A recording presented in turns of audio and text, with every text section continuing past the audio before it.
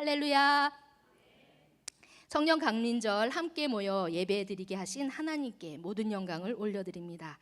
우리 모두 다 성령의 충만함으로 하나님의 말씀을 받으시는 귀한 은혜의 시간을 누리시기를 주님의 이름으로 축복합니다. 옆에 계신 분들과 함께 인사 나눠볼까 합니다. 우리 모두 다 성령의 충만함을 누리시기를 축복합니다 라고 인사해 볼까요? 우리 모두 다 성령의 충만함을 누리시기를 축복합니다. 네, 여기에 모인 모든 성도님들 다 성령의 충만함을 누리시길 주님의 이름으로 축복합니다. 오늘 사도행전 2장은 우리의 믿음의 자녀들에게는 너무나 의미 있는 말씀입니다. 성령 강림으로 시작하여 처음으로 교회에 태동이 시작되는 장면을 우리가 보고 있기 때문입니다. 먼저 사도행전 1장에서는 예수님이 부활하시고 제자들과 함께 40일을 보내시는 모습이 나옵니다. 부활하신 예수님은 40일 동안 제자들과 함께 하시면서 가장 먼저 하신 것이 있습니다. 그것이 무엇일까요? 궁금하시지요? 네, 그것은 성령을 통하여 가르치시는 것을 하셨다고 기록되어 있습니다. 예수님이 가르치셨다는 것은 어떤 어려운 것을 해결하기 위해 가르치시겠다기보다는 또 다른 의미가 있습니다. 혼자 이 말씀을 제가 묵상하는데 하나님께서 제게 이런 마음을 주시더라고요. 그것은 부모님의 마음이었습니다.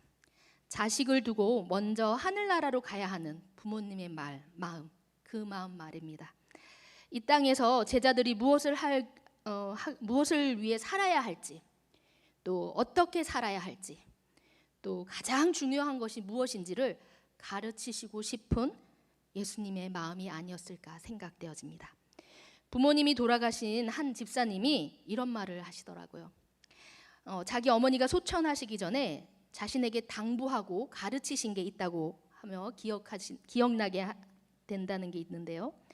그것은 어떤 어려운 것을 해결하려거나 그런 것들이 아니었습니다. 그건 아주 단순한 거, 밥짓기였습니다. 워낙 일만 하고 직장만 다니던 그 집사님이라 밥을 또 할 줄은 알죠, 다. 그런데 어머니가 어느 날 자신이 밥 짓는 걸 보시더니 이런 말씀을 하셨다고 합니다. 물은 손에 자박자박 덮일 정도로 이렇게 넣고, 또 밥솥에다가 이제 쌀은 한쪽에 몰리는 게 아니라 평평하게 펴야 한단다. 이렇게 아주 쉬운 것이지만 밥 짓는 것을 하나하나 되짚으시면서 가르쳐 주셨다고 합니다. 이 땅에서 잠시 작별이지만 자신의 딸이 이 땅에서 잘 살길 바라는 부모의 마음처럼 예수님도 자신의 제자들이 이 땅에서 하나님의 계획과 뜻을 이루고 잘 살아가길 바라셨던 마음이었던 것 같습니다. 예수님이 제자들에게 하나님의 자녀로 이 땅에서 살아가기 위해 다시 가르쳐 주신 것은 다른 게 아니라 바로 하나님 나라에 대한 것이었습니다. 그렇게 예수님은 40일 동안 하나님의 나라에 대해 가르치시면서 제자들과 함께 음식을 잡수셨다고 합니다. 그러면서 예수님은 제자들에게 말씀하십니다. 그것은 예루살렘을 떠나지 말라였습니다. 그리고 아버지께서 약속하신 것을 기다리라고 말씀하셨습니다. 그럼 예수님께서 말씀하신 하나님 아버지의 약속의 말씀이 무엇인지 누가복음 24장 49절에 똑같이 사도행전 앞장이었던 누가복음에서도 나오고 있습니다. 예수님은 동일하게 말씀하고 계십니다. 누가복음 24장 49절입니다. 함께 찾아보겠습니다. 누가복음 24장 49절 말씀입니다.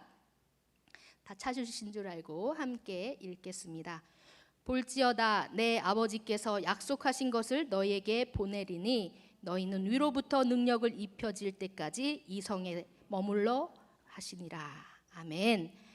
예수님은 성령의 강림을 약속하셨습니다. 예수님이 승천 이후 성령의 약속하신 성령을 보내시겠다고 말씀하고 계시는 것입니다.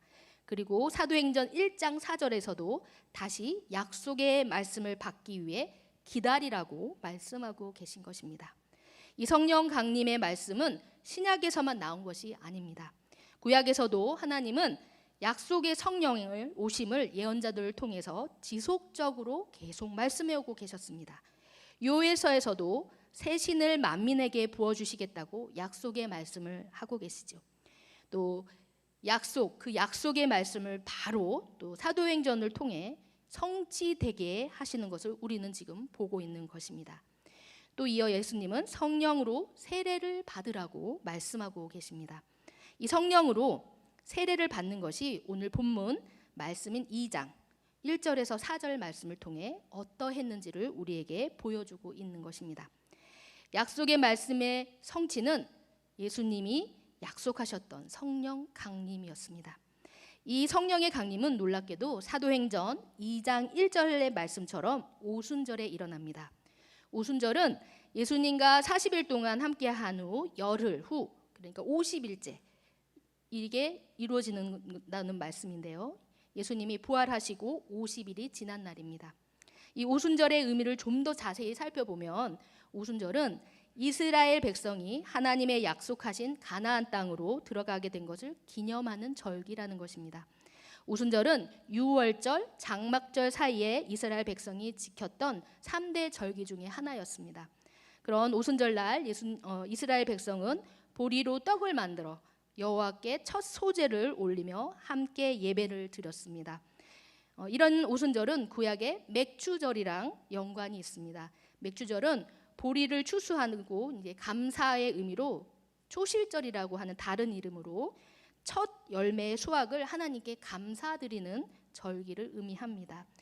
또 우리가 성경에서 듣던 맥주절 또 초실절의 다른 이름이 또 하나 있는데요. 그것은 출애굽기 23장 16절에 나오는 말씀으로 칠칠절이라는 말씀이 나옵니다. 칠칠절은 광야에서 만나와 메추라기로만 먹던 이스라엘 백성이 가나안에 입성하면서 첫 곡식의 수확을 하면서 여호와께 감사하며 그 의미를 다한 절기 중 하나라는 것입니다. 이렇게 오순절의 의미는 첫 열매를 하나님께 올리며 감사드리는 절기를 의미하고 있습니다. 구약에서부터 내려오던 약속의 성취를 위해 오순절, 맥추절, 또 칠칠절의 절기를 지냈던 것을 오늘 오순절날 예수님은 영적으로 첫 열매를 거두는 것을 우리에게 보여주고 계십니다. 오순절날 사도행전 2장 1절에서 보듯이 예수님은 약속의 성취를 이루고 계십니다. 그러면서 사도행전은 성령의 강림의 모습을 우리에게 어떠했는지를 잘 보여주고 있습니다. 먼저 사도행전 2장 1절 한 목소리로 읽겠습니다. 오순절날 날이 이미 이름에 그들이 다 같이 한 곳에 모였더니 아멘. 오순절날 제자들은 다 같이 한 곳에 모였습니다. 예수님이 예루살렘을 떠나지 말고 성령을 받으라고 말씀하셨습니다. 아무리 예수님이 명령을 하셔서 그것을 듣고 기다려야 한다는 어떤 이유가 있을 텐데 그 말씀에 어떤 의미가 있었길래 그들은 50일을 예루살렘을 떠나지 않았을까? 그 인간적 또 우리 내면적인 것들을 다시 한번 돌아보게 됩니다. 또 한 마음으로 기도하며 성령의 임재를 왜 갈망했을까도 또 한번 생각해 보게 됩니다. 어떤 갈망이 그들을 그대로 한 곳에 기다리게 할 수 있었을까요? 이런 질문에 이 말씀 앞에 좀 더 깊이 떠오르게 되는 것들이 있었습니다. 사도행전 1장 8장 말씀입니다. 한 목소리로 함께 읽어보도록 하겠습니다.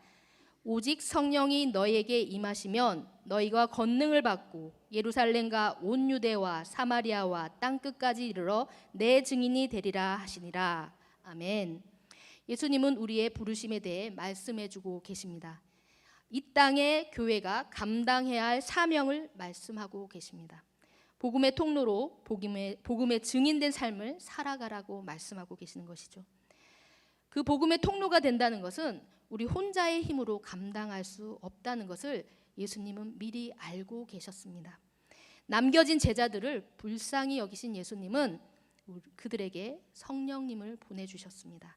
혼자 예루살렘, 유대, 사마리아 그리고 땅끝까지 증인으로 나가는 것이 아니라 삼위일체 하나님이신 성령님을 보내주시고 성령의 권능으로 감당하게 하신다는 말씀입니다. 예수님은 제자들이 혼자 감당할 수 없다는 것을 다 아셨습니다. 이것을 다 아시고 약속의 말씀을 주시고 예수님은 성령의 능력으로 감당하도록 역사하고 계신 것입니다. 또한 예수님의 승천하신 후 제자들은 어땠을까요? 그들이 예수님 없이 이 땅에서 증인된 삶을 예수님이 약속하셨지만 그걸 잘 살아갈 수 있었을까요? 십자가에 달려 돌아가신 예수님의 제자라고 하면 돌에 맞아 죽어도 아무 말 할 수 없는 현실 앞에 있는 제자들입니다. 세상이 예수님을 십자가에 매달렸습니다. 십자가에서 죽었다는 건 어떤 의미입니까? 이미 세상에서는 더 이상 하나님의 아들로 본다는 의미가 아닌 거죠. 그런 제자들이 예수님이 증인의 삶을 잘 감당할 수 있을까요? 그런 제자들이 예수님의 증인의 제자로 잘 감당할 수 있겠습니까? 제자들은 두려웠을지 모릅니다. 어디로 도망가야 할지, 또 어디로 숨어야 할지 몰라서 너무너무 두려웠을지도 모르겠습니다. 세상으로 나간다는 것이 쉽겠습니까? 그런데 그들이 예수님의 증인의 삶을 어떻게 혼자 감당할 수 있었겠습니까? 그런 두려움에 가득했던 그들은 예수님의 약속의 말씀을 의지합니다. 그리고 한자리에 모여 기도하며 성령이 임하시기를 간절히 기다리며 성령 충만을 갈망하고 있습니다.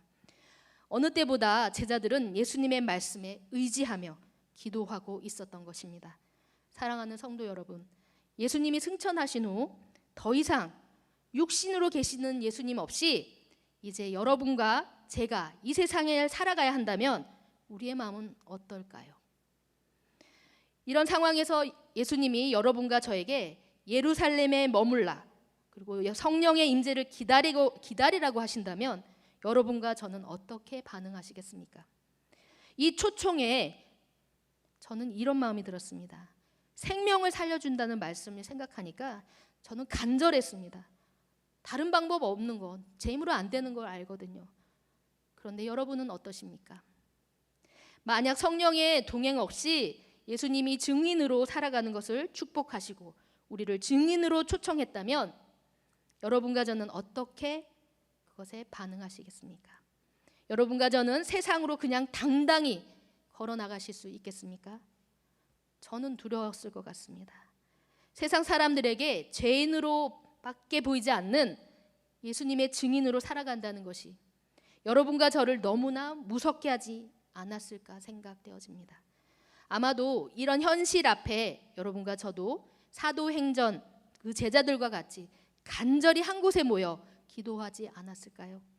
아니면 예수님의 제자보다 더 간절한 마음으로 주님 앞에 기다리고 있었을지 모르겠습니다. 이런 우리에게 약속의 말씀을 성취하며 성령의 강림을 이루어 주신 예수님께 우리는 감사 찬양밖에 올려드릴 것이 없다는 것입니다. 그럼 그 은혜의 성령 강림이 어떻게 이루어지고 있는지 함께 살펴보겠습니다. 사도행전 2장 2절에서 3절 말씀 한 목소리로 읽겠습니다. 호련히 하늘로부터 급하고 강한 바람 같은 소리가 있어 그들이 앉은 온 집에 가득하며 마치 불의 혀처럼 갈라지는 것들이 그들에게 보여 각 사람 위에 하나씩 임하여 있더니 아멘. 2절 3절에서는 약속하신 성령의 강림의 모습을 시각적으로 또 청각적으로 표현하고 있습니다. 2절의 급하고 강한 바람 같은 소리는 하나님의 생기로 움직임을 표현하고 있습니다. 눈에 보이지는 않지만 능력의 하나님의 임재를 상징하고 있는 것이지요. 에스겔 37장 9절 10절에서도 하나님의 생기는 생명을 주는 바람같이라고 표현되어지고 있습니다.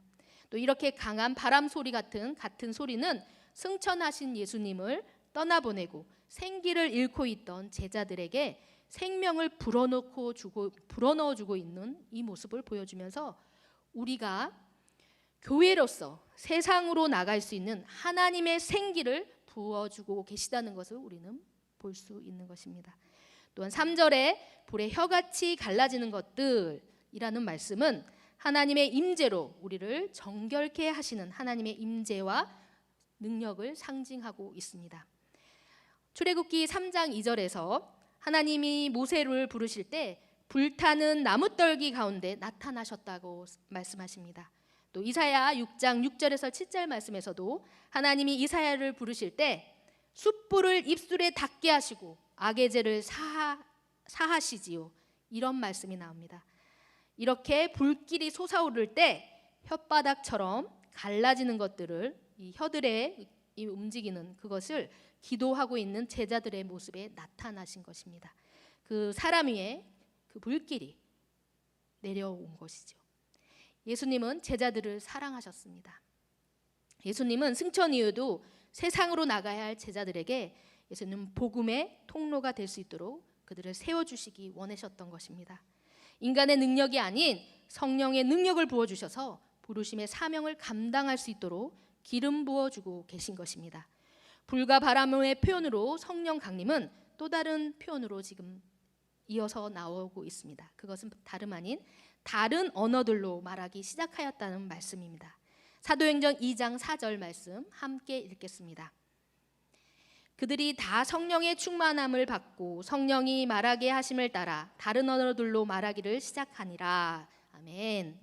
여기서 다른 언어들로 말했다는 것은 사도 바울의 고린도전서 방언과는 다른 의미가 있습니다.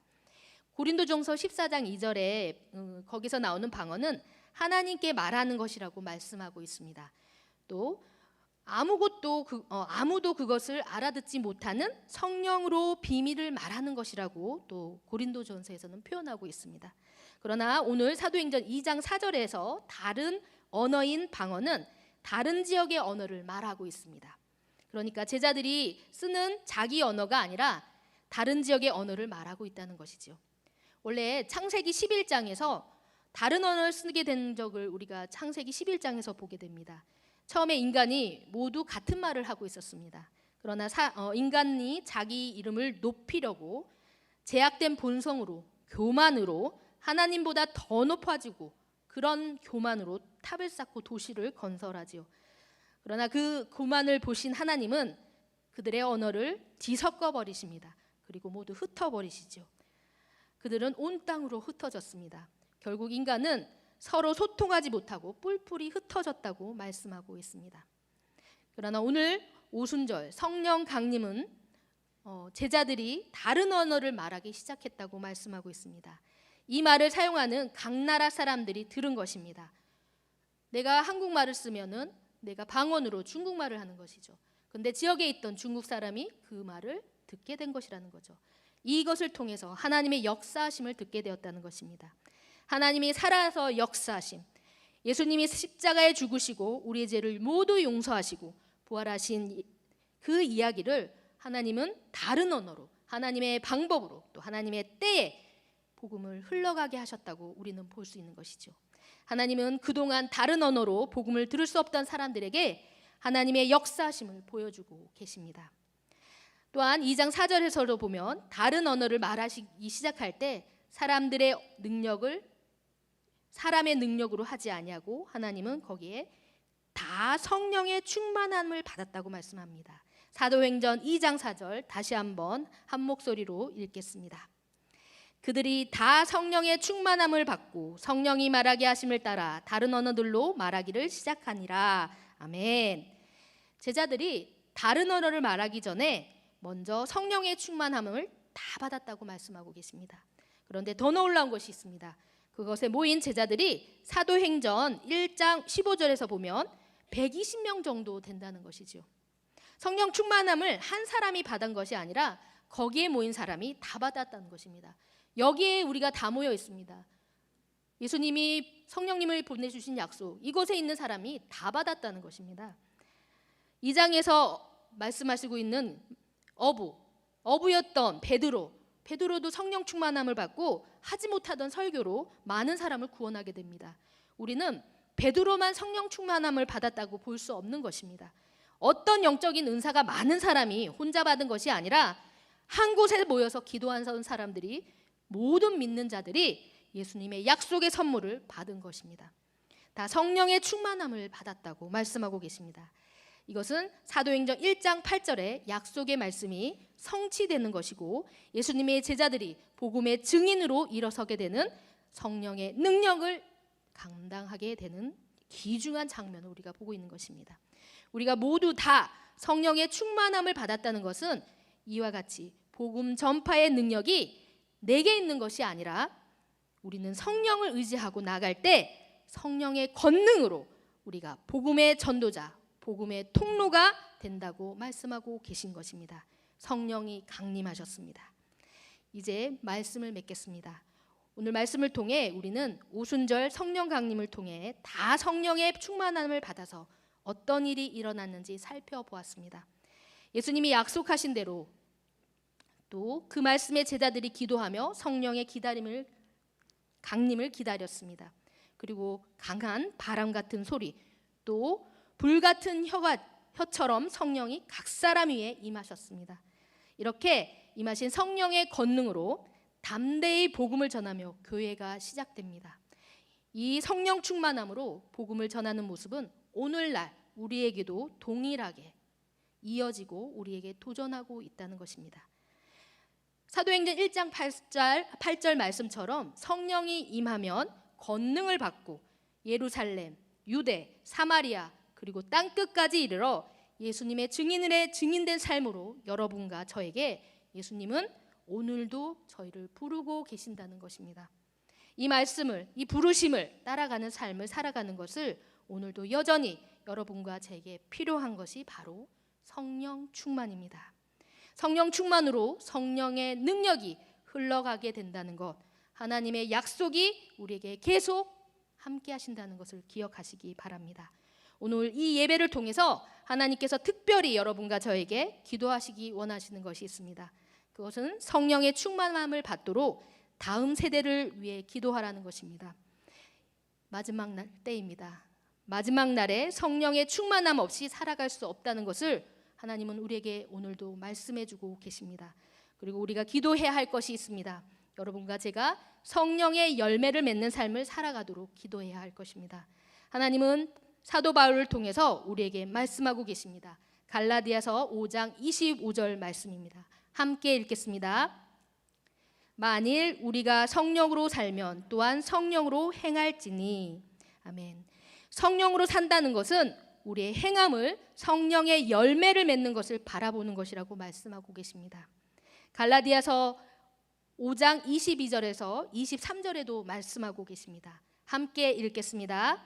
오직 성령의 열매는 사랑과 희락과 화평과 오래 참음과 자비와 양성과 충성과 온유와 절제니 이 같은 것을 금지할 법이 없느니라. 아멘.